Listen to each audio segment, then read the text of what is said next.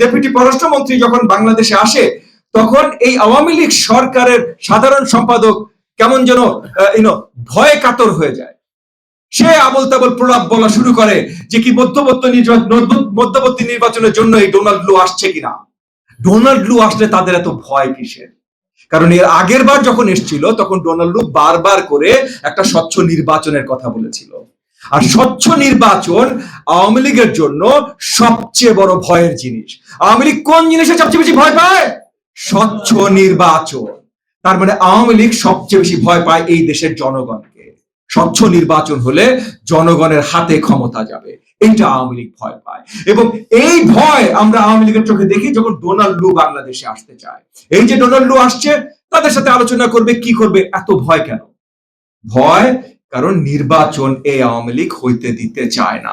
এবং নির্বাচন যেন আমরা সঠিকভাবে আন্দোলন করে